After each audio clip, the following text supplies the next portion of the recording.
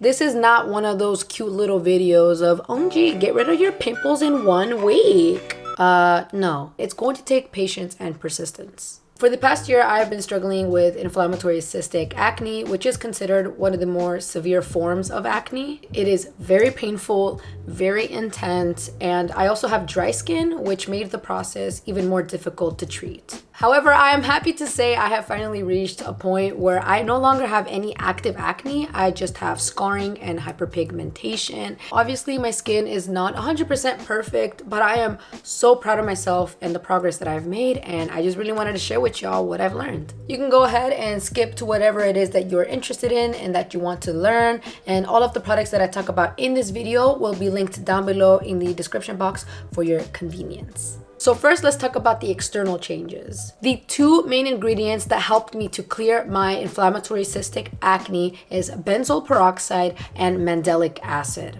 Benzoyl peroxide is most effective on inflammatory acne such as cysts, nodules, papules, and pustules. It helps to kill acne-causing bacteria and to decrease inflammation. It takes 4 to 8 weeks for you to start seeing results. I have been using benzoyl peroxide every single night for the past 5 months. It is very strong, so you need to build your tolerance to it. The one that I use is actually created by the acne clinic that I go to. If you are unable to see an esthetician, there are tons of benzoyl peroxide products on the market. The brand Paula's Choice has normal strength benzoyl peroxide as well as extra strength. Go for the normal strength first. So the second ingredient that I use to clear my skin is mandelic acid.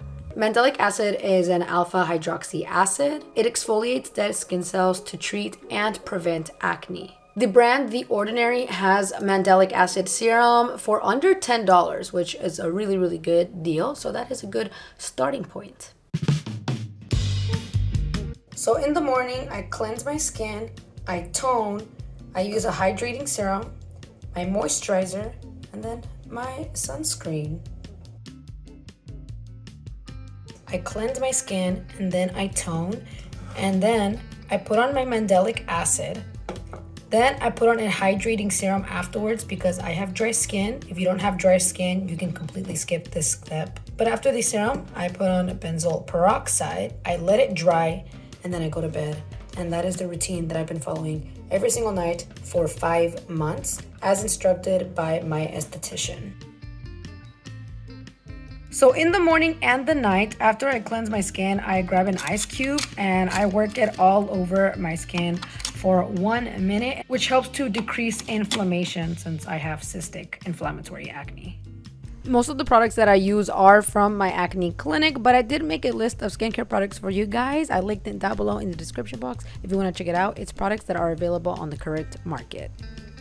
Avoid comedogenic ingredients. Comedogenic literally means to create comedones or to create clogging. My esthetician gave me this huge list of comedogenic ingredients and she told me to check everything: my skincare, my hair care, my laundry detergent, makeup. So if you want to check out that list, I will link it down below in the description box so you can print it out and then just compare the ingredients on your skincare products and all that jazz. Now let's talk about professional help. For the past 6 months, I've been seeing a team of estheticians twice a month and they have completely transformed my skin. I get extractions along with a mini peel twice a month. It is also where I get my skincare products. I will not be going in depth about estheticians in this video because I have so much to say. I will be making a separate video where I talk about how to choose between a dermatologist or an esthetician, how to find an esthetician that is right for you, and how to avoid wasting your time and your money. So stay tuned for that video in the future. There are a few more things that really helped me on my journey. Hydrocolloid patches. Y'all, it's basically a healing patch that helps to suck up any exudate from a wound. And you can actually see it when you take off the sticker. Low key, it's disgusting, but high key, very satisfying. My personal favorite brand is Ryel. I think I've bought 7 boxes, and in my opinion, it's the best, highest quality patch that I have used. A really good cheap hack is to just buy hydrocolloid bandages at your local drugstore. They're really good for the chin, the forehead, the cheek area, and they're really, really cheap and just as effective. Also, change your pillowcase. I personally use this pillowcase called the Deja pillowcase, and basically it comes with a fresh sheet every single night of the week. So one pillowcase is actually 8 pillowcases, and I actually bought 2 of them, and I'm really glad I got them. Really good investment. So now let's talk about how to treat acne internally. All of this information has been given to me by my own personal team of estheticians. In total, I take 3 supplements. First, I take omega-3. It is important to know that omega-6 can actually increase inflammation in the body. The omega that is going to help to reduce inflammation is omega-3. So every single day with my meals, I make sure to take 2 a day. The second supplement that I take is zinc.